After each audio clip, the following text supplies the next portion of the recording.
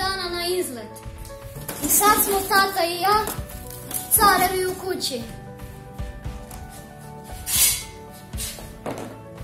Hashtag if you know what I mean.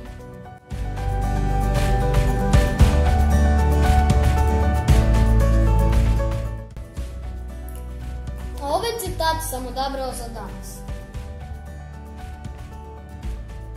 Ne bojim se ni tamnice, ni stratišta, ni mača.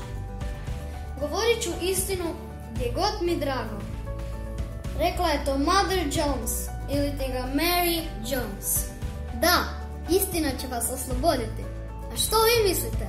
Recite mi u komentarima i vidimo se ponovo sutra. Bok!